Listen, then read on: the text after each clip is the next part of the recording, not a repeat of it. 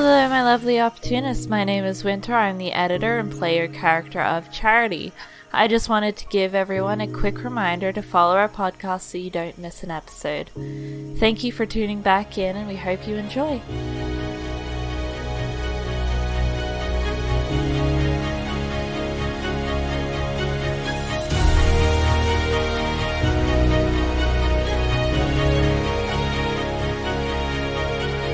Hi everybody, I'm Corey. I'm the Dungeon Master. I'm here with Opportunity Roll, Group 1.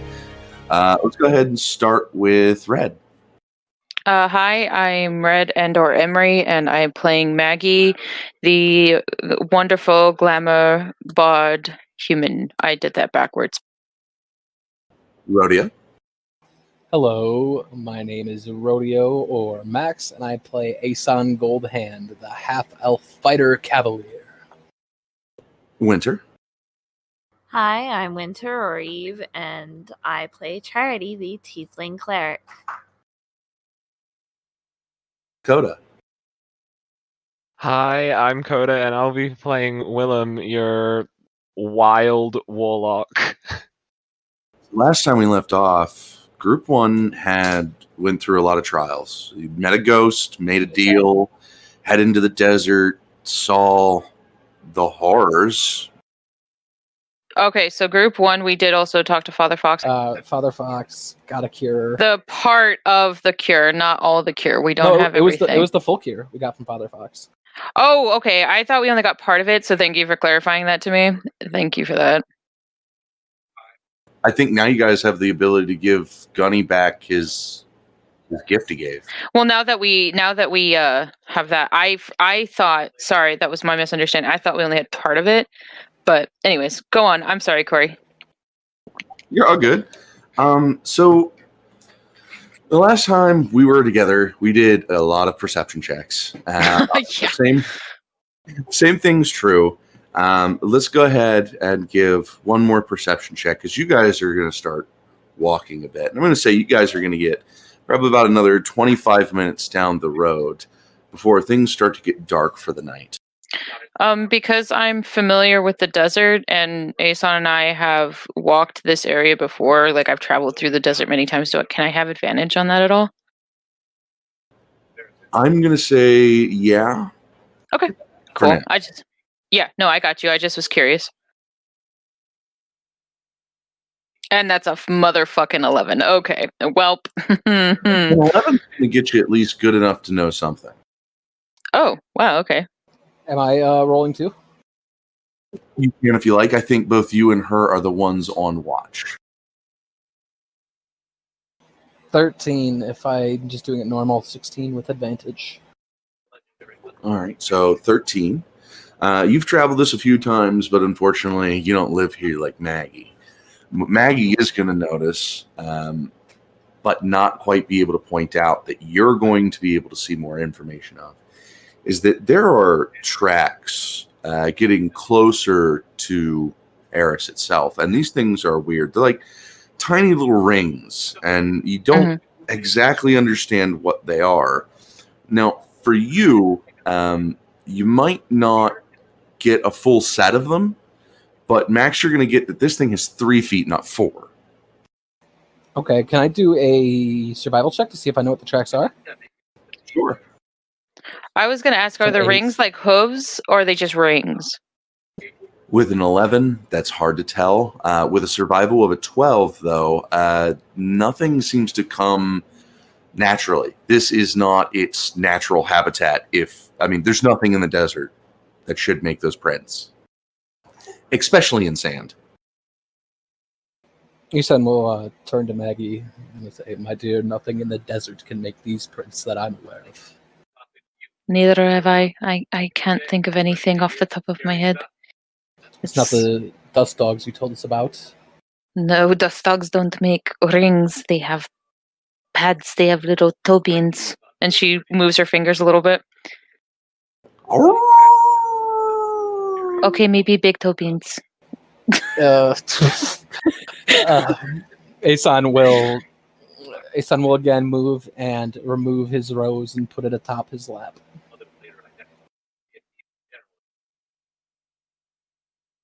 we must make haste through here and get to Arriss as quick as possible, and try to avoid these dust dogs. From what you said, they have a nasty bite. Yes, let's not have anyone.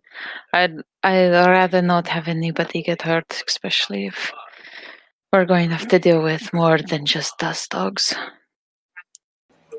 Aeson will nod, and you can tell from the way he's looking at it, he is on edge. Everything right now is put him on edge. The armies, the dust dogs, the new tracks of nothing that he's ever seen before. Yeah, so is Maggie. There's a lot going on in her head between her family, between the dust dogs, between between her mother being poisoned, her home being almost probably completely destroyed. She's really worried about it right now. She's engaged to the literal son of the country. Jesus, there's so much. Anyways, go on. Aeson's going to reach over. Aeson is going to reach over, and he is going to take Maggie's hand and give it a squeeze, both for her and for himself. He's going to see that she's trying really hard to keep it together right now. She's staying really strong right now, but it's really weighing on her. Now, I will say this, because the way you guys have been traveling, you guys have had a cart, and you guys have had this key. So, is currently the only two people out. So both Aeson and Maggie are the ones currently out, right? Yes. Okay, that would mean you would have Everett, Edmund, William, and Charity inside. I want to go ahead and break away from you guys, because as you guys are traveling, there are still time inside. I would say Charity, Everett, you guys would both notice that Edmund is going to get a spark of an idea and grab William by the back of his shirt. And he's just going to drag him into pretty much the spellcasting / his bedroom / area. The first thing that he's going to do on that is make an arcane sigil. And this has some sort of evocation / location ritual piece to it. It's mostly the start of a location spell. Charity would definitely follow with William being dragged away by Edmund. She's a little like, what are you doing? And when she gets there, she'll just stand and watch. At his door? Yeah. It'll be locked. Of course it is. She'll try to knock on the door. You might hear a small explosion, and then Edmund say, "Don't move, just stand there, it's fine." Edmund, what are you doing in there? Powerful magic. Can I come in? No. Why? It's very temperamental, just trust me. When it's done, I'll come out. You're not going to kill him accidentally, are you? I've never hurt anyone, actually. I've never even been in a fight once. But you said that it was temperamental and hinted No, wait, I was in a fight once. I knocked out that one dude. So that's not the point. Anyway, it's important. Trust me. The less you know, the better. That is very concerning. But okay. Come get me if you need me. Remember, healer. I'll check on you later. Yeah. And she'll go back out to the living area and just like flop. I'd say probably Everett's close by, kind of sniffing around an old book. Not reading it. I literally mean sniffing it. Like he's just sniffing the actual back of the book. So, you doing all right? Yes, Maggie and I were just kind of thrusted into being a mom, and then essentially a child got shoved into an adult's body overnight, and dealing with being a mom is not something I ever figured I would need to do, and I don't know if I'm doing it right.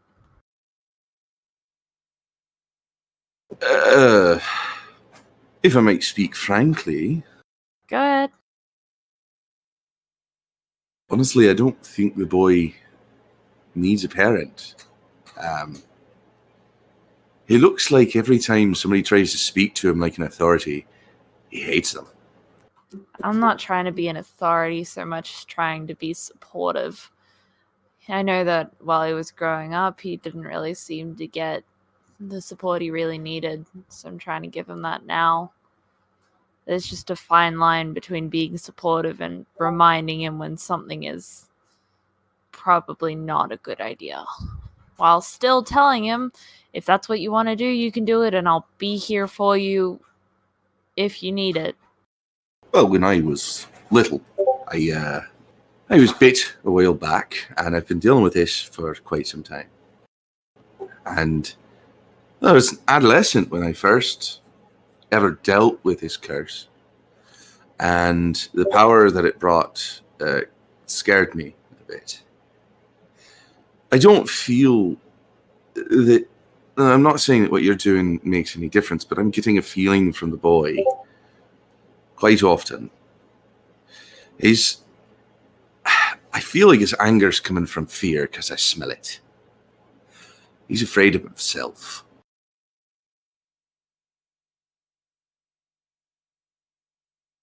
She'll just sit there silently for a minute and look up at the ceiling as she thinks, and then turn and look at him again and go, "No, how would you suggest helping him? I don't want to overly mother him because I recognize that he wishes to be treated like an adult.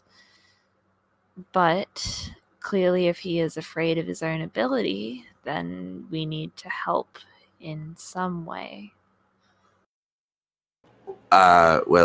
Is there ever a time that he was ever stopped from letting an emotion run through? Like serious anger? Has he ever been actually able to, no holds barred, let it go? I gave him that opportunity once. Did you stop him? Ever? No, not at all. He ended up splitting a tree in half, if I remember right. And he tired himself out until he was basically sitting on the ground and a heaving mess as a child always should. I think if I remember right. Well, if that's so, maybe that once in a while is a good thing. I'm seeing that maybe, and I'm noticing this because he's only inclined to do magic when other people are there. I don't know if you noticed, he hasn't made a single other spell on himself other than his studies. And that's on a book.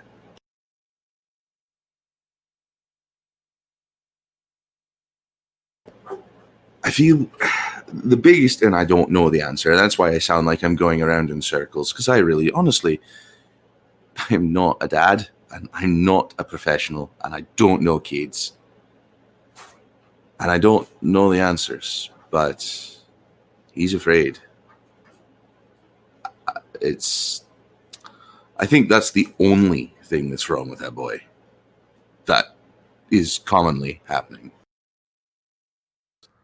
Well, to put your worries at ease a little bit, the preachers and the priestesses at the temple always said you can only do what you think is best. So that's all that we can do. And I think that taking him out again and giving him a little bit of time to let off some steam is probably a good idea. We haven't done that in a while. We certainly haven't done that since he got the magic that aged him up. I know, that's so weird to say. Well, with the way things are, with the head of two countries now having themselves at war, downtime might be a little difficult. We have plenty of downtime. We just have to find a way to sleep as well as take our downtime with this on and off again schedule. Speaking of sleep, I've come to find that werewolves only sleep once every 4 days. Did you know that? I did not, but that is very interesting to know. I can't seem to sleep any other way. That sounds very frustrating. I love sleep, and this is probably really insensitive to say, but I feel sorry. I mean, to be honest, I'm a bit worried. It was never in any scriptures, no books that I've found, and nothing that I can read can say anything about it. I don't know why I only sleep 3 days every so often. Could it just be something no one had put research into? Doubtful. Normally they say werewolves have dens, so that means they actually sleep, and they're mostly nocturnal. So if they're mostly nocturnal, that means they sleep during the day. Well, professionals say they sleep. Hunters say they sleep. Even one who had a knife to my throat said they sleep. So it leads me to believe something strange is up. Were you scratched perhaps by a stronger werewolf, maybe? I'm sorry, I don't really know how it works, but that might be a guess of mine. No, I don't think it was an alpha that turned me, considering I couldn't control myself. I think it has something to do with the way that I found a way to control myself. Or the turning. So how did that happen, if you don't mind me asking? Well, there's some things I'm not ready Oh, to no, say that's about. fine. That's perfectly fine. Don't worry about it. If you don't feel comfortable talking about it, you don't have to. I just figured I'd ask in case it might help find why you're not Take sleeping. a breath. That's fine. I'm just covering what I am. What I meant is the parts that I can share are... It's not a bad way that I did it. It was more of a natural and unknown way. I'm still piecing it all together myself. It's not bad. I just don't know how to put it into words, because what I found was... it was strange. Then I think I might agree with you that might be why you're not following the currently known normalcy of what it means to be a werewolf. But then the question arises, what else does that change? So far, just control. And weird itchies every once in a while, but I think that's more fleas than anything. She's just gonna laugh at him and go, we can always find a way to bathe you, to give you a flea bath. That won't be fun, but... Oh, it's not so bad when you're human. They kind of drop off and everything like that. But it's like a werewolf's blood is sweeter to fleas and ticks and insects. We just, I don't know, we bring them out. You're a flea magnet. I'm only going to let you get away with saying that. I won't share it with anybody else, I promise. We should probably get going, make sure they're ready to change shifts. Yes, that would be a good idea. So I'd say everybody would be eventually kind of at the same place when the portal opens up. Everett and Charity will come out, meaning Maggie and Aeson, in the cart. During that time, you guys might have gotten maybe another 7 more minutes down traveling. All in all, that's barely a mile together for this hour and a half that we've had. I would like everybody, though, as the portal kind of closes, everybody's standing, there's 4 of us. Can we all roll perception, please? Can I roll lucky, please? I mean, it's your ability. I'm gonna use it, because good God. Everyone else got 20s and you're just like 12. There we go. Thank you. Hey! Something's up. I feel cheated here. Let's go. Aeson with a 20, Charity with a 20, and Maggie with a 12, with a lucky, which turned into a 20. As you guys are kind of getting in between the shifts, you're going to notice that there is a sandstorm coming. This thing, Maggie, as you know, sometimes these things can get bad. A lot of times, Arriss will shut down during a sandstorm. These can last a day, sometimes 2. It depends on the severity. It could even only be a few hours. It's something you guys might have to check on. But if you continue trying to move forward in this, you guys will get lost in the sands, 1. You'll start to sink, 2, because you're getting all that sand piling on top of you, which is also kind of an issue, but you can dig out if you're not too bad.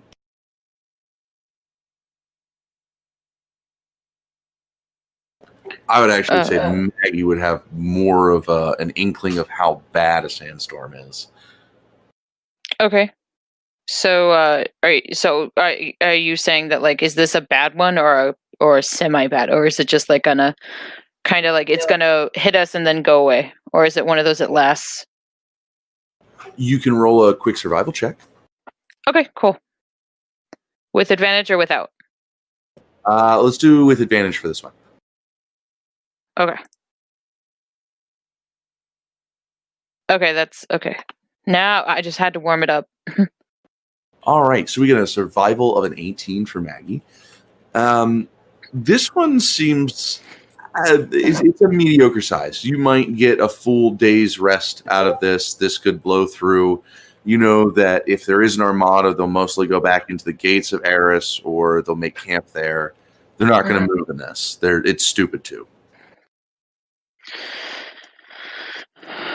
Maggie is going to sigh, and then she's going to look over at Aeson and be like, I think we should take advantage of this and all of us rest. Because it's not going to be a big one, but I think it would just be idiotic for us to just walk through this. We'll just get lost.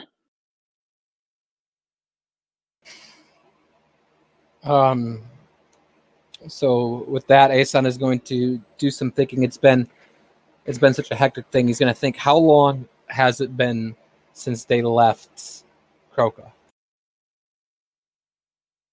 Since they left Croca? Yeah. Give me 1 second.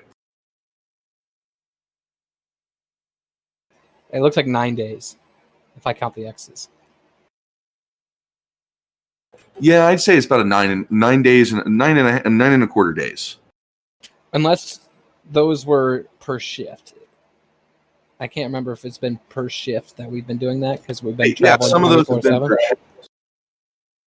Because I know we had about 2 weeks to get to Maggie's parents from Croca, is what we were told. So then 2 of those X's would equal 1 day. So then we're at 5 days. So Aeson will turn to Maggie, and he'll nod at her. We should still have ample amount of time. Well, we're going and she's going to look at him and kind of raise an eyebrow, and she'll be like, never mind. And then she's going to just be quiet. So coming inside, you guys kind of have a choice. How do you want to take care of the cart while you guys aren't out there? Or are you bringing the cart into the portal? Or what's the plan?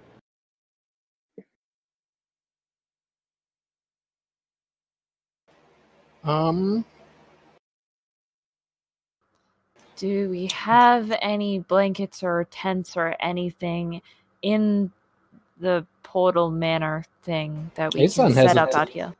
Aeson has a tent. Cool. I'd say there's plenty, and even if not, you can always go into the thing that Aeson had. There was plenty of tapestries and shit you can just rip down. Mm-hmm. Maggie No, Aeson has a tent. feels very uncomfortable with that sentence. No. What, ripping down the tapestries from Aeson's room? Yes. Okay, so we're just going to need things to keep everything weighted down. Yeah, we have a tent. Aeson will... Well, first off, Aeson will look at Maggie and ask before Maggie goes inside. He'll ask, do you think the sandstorm is going to come over us, or is it going to miss us? It's going to come over us, and she looks around. Sandstorms take everything. So I would highly recommend us staying still. Yes, but I'm asking for, do we take the donkey back inside with us? Yes. Oh, I'm sorry. Yes. All right. It might be hard. We'll have to set up the portal somewhere where we can get it in and out of easy. She'll nod.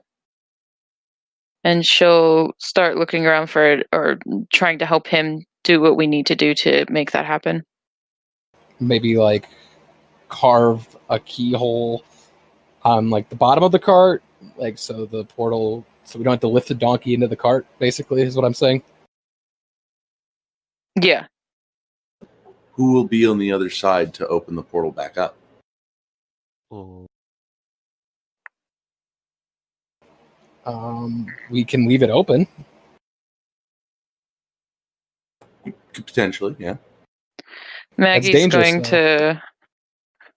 I was about to say, Maggie would say something about that. She'll be like, if you do that, then we could get dust dogs in. It's never a good idea. I can create food, water, and shelter for myself, so it probably makes the most sense that I stay out. A werewolf who doesn't die versus a mortal. You could always come sit with me, because the biggest issue is getting trapped in sand. I'm pretty sure I can learn from the dust dogs. I don't know if the dust dogs will be willing to teach. I don't think I would be willing to ask. And he'll bare his fangs a little bit with a smile. She'll smile and she'll be like, I appreciate what you're saying, but those dogs are not something to mess with, and I would rather not have you get hurt because of it. Their bite, and she does she clicks her teeth together. They're known to paralyze people. I don't get that.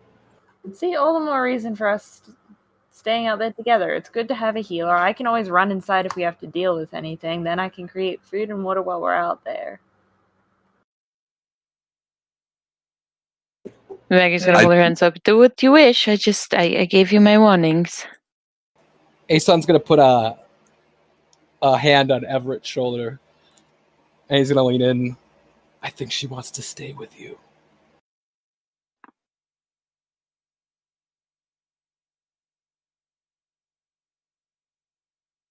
So, I'm just saying, if you need somebody to hold the key out here, I'll do it. I'm just saying it might be good if you all go in and just... I can chill here with the cart. If they get around me, I'll bark them away. But there's really nothing they're going to get from me because I'm tainted and cursed. Most things don't hunt me.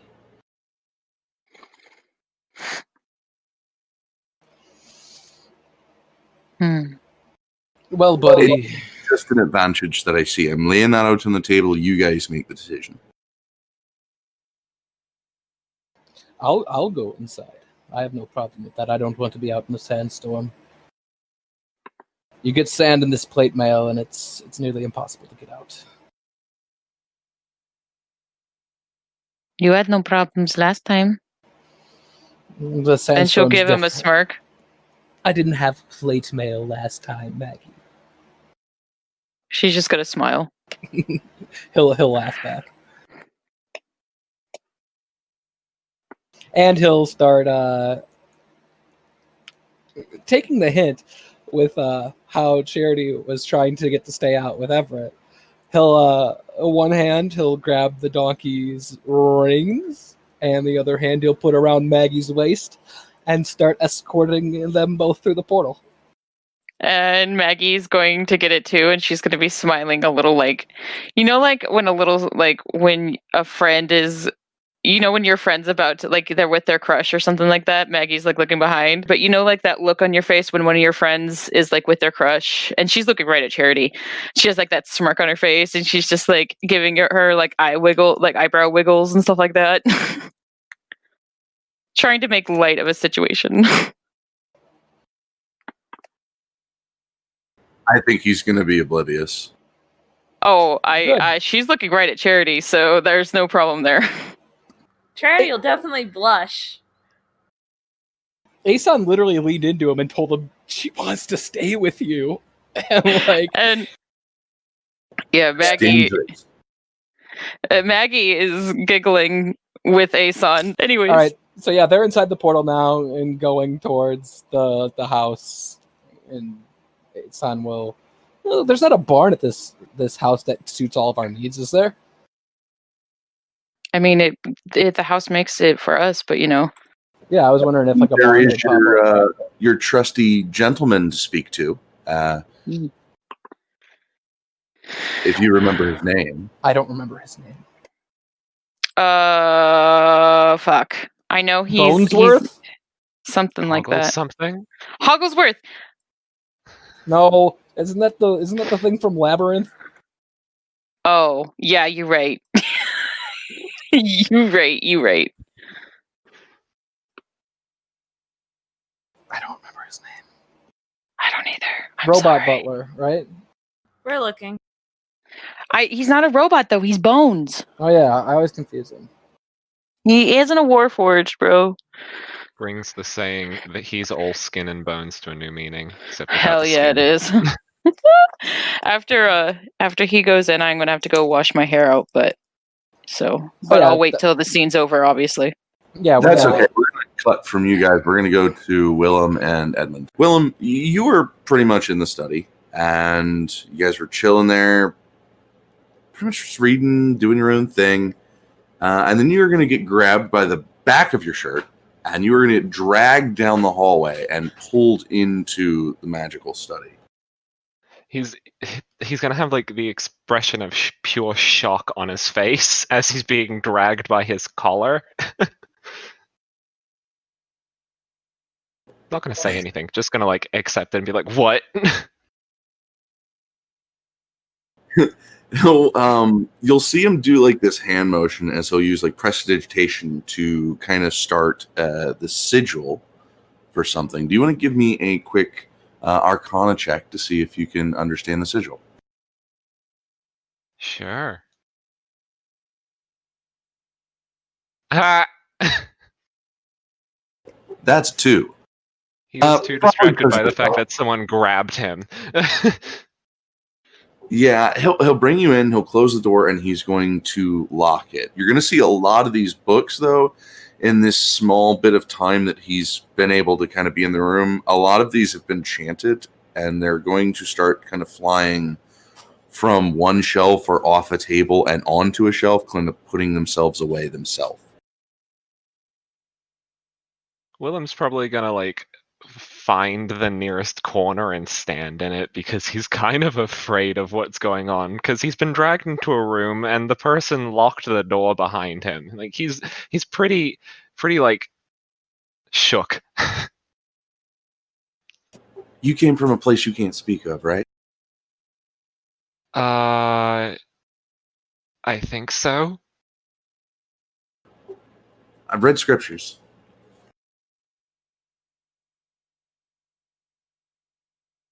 Wait, out of character, is he talking about, like, Willem's birthplace?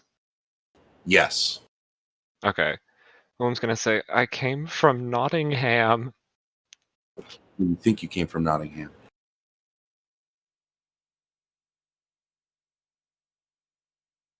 I mean, I guess I was somewhere before that. I mean, every orphan has a home before they're in an orphanage, right?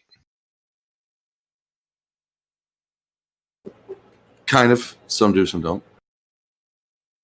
But it's not about being an orphan. Because you're not. I'm not, but how am I not an orphan? I was in an orphanage. I know this is going to sound weird. Please remove your shirt.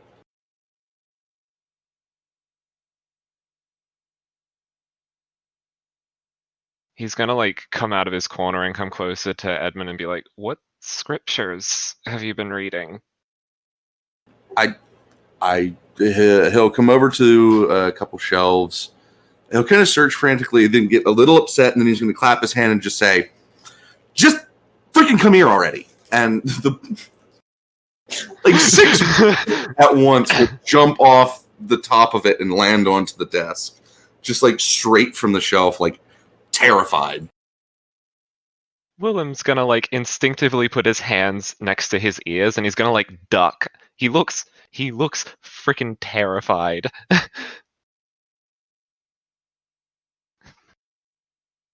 He'll go back over and start flipping through. The first one, he's gonna get about 3 pages in and go, "No, this isn't it," and then toss it to the side. It will stop midair, start to flap, and then put itself back away. Second one, again, is a no, until he gets to the third one. He's going to flip it over, and he's going to pretty much have a page.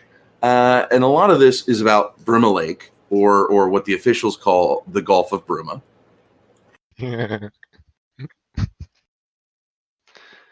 And at first, it's going to seem pretty substandard. You know, it's going to be the kind of fish that you can get inside, until you get to a certain part of articles found inside or from around the lake. These things are stone, some of them are metal, some are weapons, some are clothing from different types of cultures. And they have very similar structures and markings to your skin. Would Willem like see what he's reading and like see that he's reading about the Gulf of Bruma? He's pointing it out, like he's like holding. Oh, okay. Yeah. Willem's just gonna look at it and like kind of lower the book if he's like holding it in front of his face and be like, "Yeah, I know about the Gulf of Bruma. What was his name? Scoob? Scoob wanted some fish from there one time, and we went out there to go fishing." Who's Scoob? Wait, did he just ask who's Scoob? Yes, he did. Oh, Scoob's just a guy I work for on and off. I'm kind of a courier or Oh, okay, you're a mailman. sometimes a bartender. Yeah. Okay. Yeah. Well, I don't think even Scoob. How do I?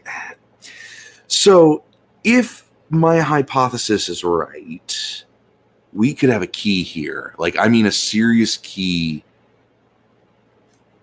to a lot of shit. He's going to go to a bookshelf and he's going to pull off a white and golden trimmed book with an emerald orb in the center of the cover. He's going to sit that down and he's going to flip it open to the first page, which will read Atlantis. Willem's gonna look at it and he's gonna say, that's just a myth, right? Like you think it is, right? But why else is there a giant monster in Noveska, and what's it protecting after all these years? Why hasn't it moved out into the ocean with bigger fish and prey? I just assumed Noveska owned it. That thing's being controlled by something, and I've had my suspicions for years. It's kind of one of a few reasons why I got into magic. Is that what you want to do in Hazel? We're not talking about Hazel. But kind of, in a way. What's in Hazel isn't even scientific. It's got no premise. But what I'm talking about has major premise. Atlantis was the first and foremost in its own healing magics, in studies, in science, and arcane, and it was the epitome of everything. If this war is about to happen and we're looking for a way to just stun the world into stopping for about a few seconds, maybe a big discovery would do it. Willem's gonna kind of relax a bit more, and he's gonna look at Edmund and say, "Okay, if Atlantis is real and it exists in the bottom of Bruma Lake, what exactly does this have to do with me?" You're the key to finding it because you're one of them. No, I'm not. I'm human. See, No, you're not. I look just like you. I am completely human. He will pull out small scissors, take a lock of your hair, and then throw it into the cauldron, which will plume a blue smoke. You're not human. That is fake. That is a fake test result. You engineered that to happen. I am completely human, and you can't say that I'm not. Look at me. I have skin just like yours. There'll be a knock on the door, and for a few short moments, he'll kind of come away. He'll tell you, just give him a minute, and he'll come down to the door, and he'll speak to Charity. He's just kind of giving you your own space and a minute to see the science in front of you without saying a word. Oh no, Willem knows that he's not human. It's more that he doesn't want people to know that he's not. So, like, he'll actually start, water will start, like, dripping off of his face and off of his skin. You know, like what his race does. So he'll just start looking a lot more wet than he normally does, and he's gonna, like, back away further into a corner, trying to, like, hide. After a few minutes, he'll come back up. So, they're doing everything they can to stop a potential war, which means thousands of lives and many people dying, homes being destroyed, and families being ruined by war. Do you want that? No, but we can fight it. If you think that a group of misfits is going to be able to stop a war between two countries, then they're going to need a hell of a miracle. And if this isn't a miracle, I don't know what is. Well, what about that guy with the sword? He seems like a miracle, doesn't he? Fuck the High King. Fuck him and everything he stands for, because honestly, he's worthless. He hasn't been around for years, and this whole place has gone to hell because of it. He's no different than a drop-dead dad.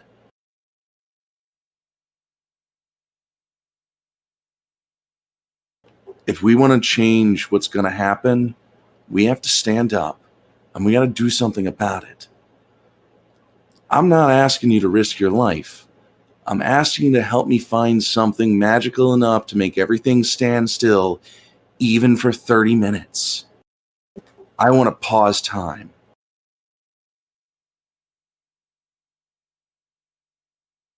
Well, I think Atlantis has that power.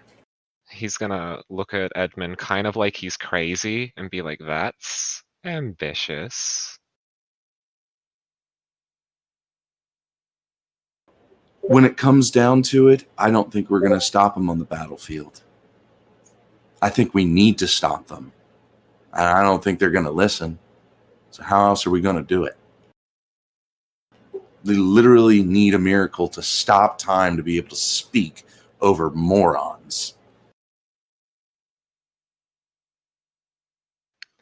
People are nobles, people in charge. They are pretty not good at getting things done. Some people are decent about being in charge. Some people just really suck at it. Preaching to the choir. Edmund to get like the sense that Willem knows about bad leadership. And you can't tell Maggie or Charity. They'll stop me from doing this. Why would they stop you? They baby me like I'm a child. I deal with forces in magnificent structures, things from different realms every day. And, well, I think they're afraid of me getting hurt. I'm not saying that's a bad thing, but this is not something that I can wait for them to be cool with. This is a now or never thing. I'd rather ask for forgiveness than permission. I mean, it's easier, I guess, but why would they treat you like a child? You're the same age as me. No, I'm 11. You don't look 11. No, I don't. It's a curse.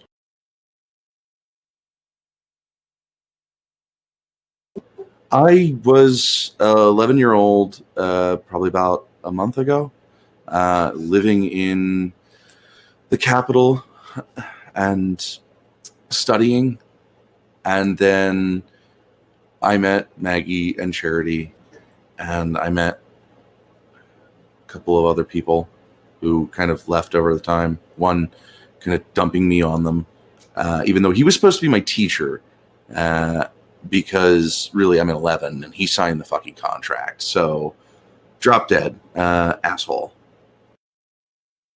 He sounds like an asshole. Wouldn't mind punching him in the face. Yeah, me too. But it's since then I have traveled with them, and I mean I've been sick. I have had apparently a god in me, and apparently I've seen ghosts, and yet they still fear that that's going to happen day in and day out. So I don't want them to worry, in a way, I guess.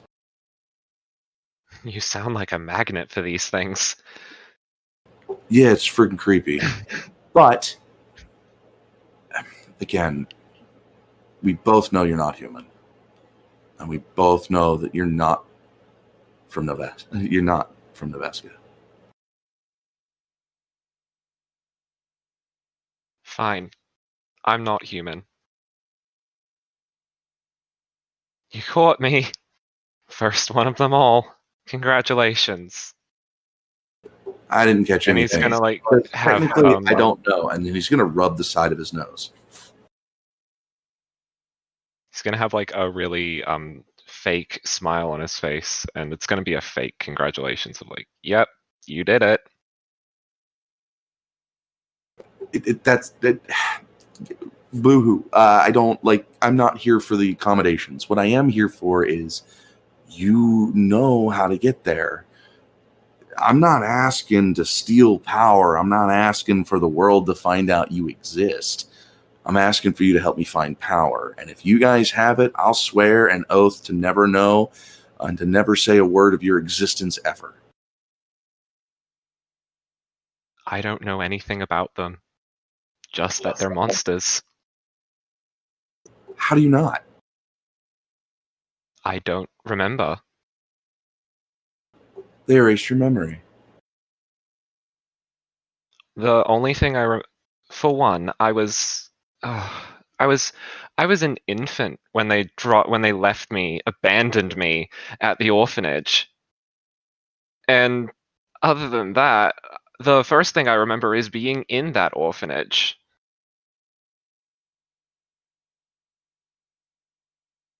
Yeah, but why? How do you mean, why? Why would you leave a missing link to your entire society on a surface where a mage, a 11-year-old mage, could track them? I don't know. Maybe they didn't want me. Maybe they figured out that I'm just like them, horrid and selfish, and they thought that they didn't want to go through the trouble, so they abandoned me. They left me, and maybe they just didn't want me. Horrid. I'm sorry, I missed that bit. You were a child. How could you be horrid? What could a baby have done that was so bad? What makes a demon baby so bad, I guess? You're not a demon. You just breathe water. Yeah, and regular people can't do that, can they? Regular people also can't touch the fabric of space and time, but I'm gonna. He's gonna chuckle at that. It's not about the past. It's what you do with what you have in the present. Fuck them. If they kicked you out, then what's it matter? I mean, yeah. But if they kicked me out, they're sure as hell not gonna want to keep me back in. How are they going to stop us? And he's going to come over to the bookshelf again and bring over another book. This one is a book on potions. He's going to flip open a page. He's grabbing the book. Willem's going to say, how are you going to get down there? You can't breathe water. Yeah, I can. Okay, I'm intrigued. And he walks over to Edmund to see what he's looking at. There will be a potion vial. It will look kind of gnarly, but the title amongst the side of it is the Forget-Me-Not potion. This potion will erase any and all memory touches to a person's conscious. It basically resets your memory to know everything that's ever been hidden, taken, or given to you. Oh, wow. So it, like, reverses amnesia? And some. Oh, yikes. It can even tell you if somebody's implanted fake memories in you. Ha! Willem's gonna see this and he'll be like, nope, I've had enough of things touching my memory and poisoning it. There are some things in my head that I know I've blocked out that I don't want to think again. This is a cleansing.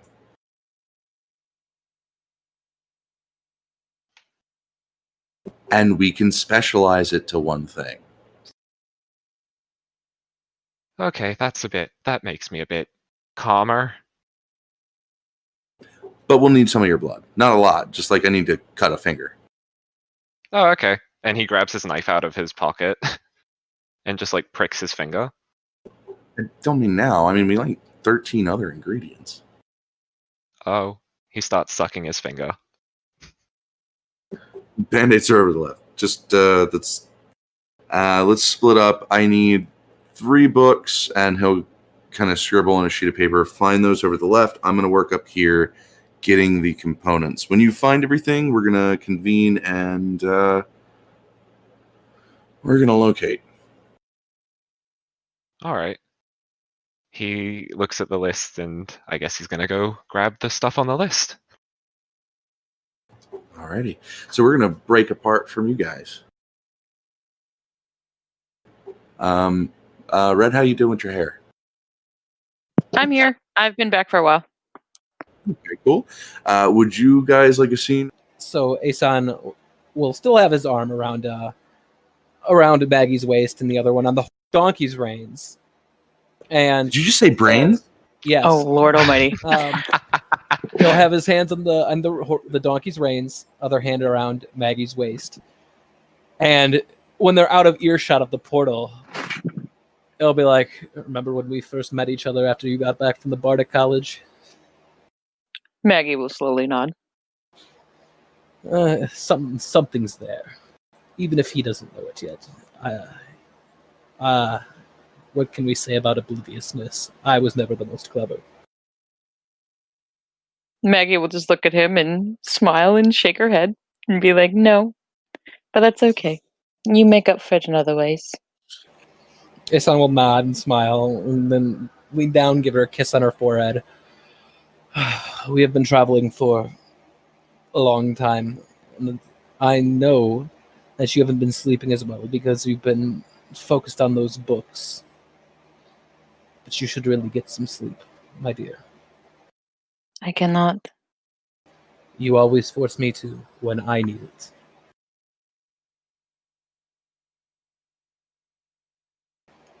We have downtime. Aeson, I have a war I have to prevent from happening. We have a war we have to prevent. It's not all on you. This is your kingdom and it's my kingdom.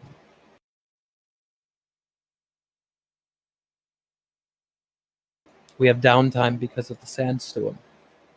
You can catch up on your sleep. You will do better at thinking of ways to stop this war with a full night's sleep. When he's talking, I don't know if he realizes yet, but her shoulders are going to slump a little bit, and when he says that she needs to relax a little bit, her tears are falling down her face right now. She's finally cracking a little bit. Aeson will drop the reins and pull her in close and hold her. And he'll start stroking her hair, putting his chin on top of her head as he holds her into his chest. Her whole body shivering just from, crying. Yeah, and he's going to be holding her tight, supporting her if she needs it. And he will say, I know things are about as bad as we could have ever foreseen them getting. But we will find a way through this. We don't really have a choice. But I just needed a moment to cry because there's so much going on. I know. And it's okay. And I'm here. And I'm not going anywhere. You better not, you asshole. She nudges him a little bit. He'll give just a slight chuckle. We have so much we need to do. But we will get it done. We always do. I've never seen a better team than you and I. She'll smile a little bit. That he'll reach down and put a hand under her chin and lift her head up so she's looking at him, and he'll wipe her tears away and just give her a soft smile. Can I get you to roll me a quick perception? All right. I don't like it. Both of us. Nah, just radio. Okay. That's a 9. I'm scared. Unless you're giving me advantage. Nah, but you really don't need a high thing. This sweet moment is just accompanied, maybe with a little laugh, as you're going to notice that the donkey has flopped into the snow and is now rowing in both the snow and the mud. Oh, no. It's not hurt. He's playing. No, I know. Aeson is going to try not to laugh. And then, because he needs it, he is going to burst out laughing at this. Inappropriate moment, but just boom. No, I know, out. No, yeah, because the thing is, when he starts laughing, when somebody laughs, all of a sudden you kind of jolt you a little bit, and you're like, whoa, and then she'll start nervously laughing a little bit, and then she'll start laughing fully.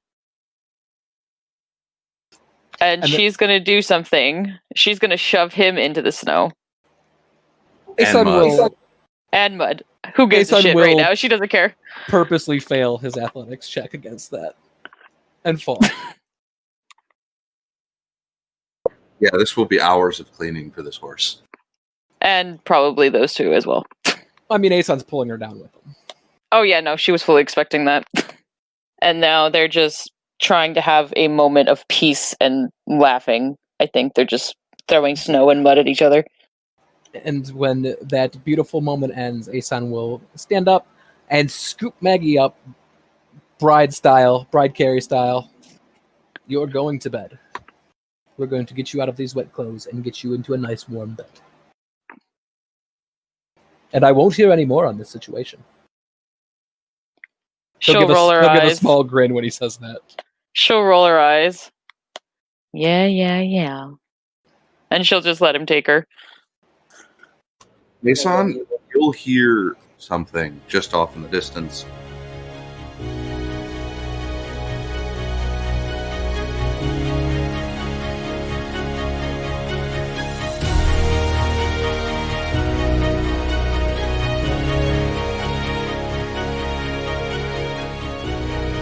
Hello again, opportunists. My name is Winter and I play Charity, the Tiefling Cleric.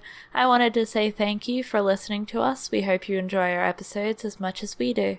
Don't forget to like and follow our podcast so you don't miss an episode. Special thanks to Purple Planet Music as we use their music for our ambience and sound effects. Also, thank you to Kobold Press as we use some of their monsters to keep our games feeling lively. Again, just a huge thank you to you guys, our listeners, for enjoying this journey with us. And remember, keep your opportunities open.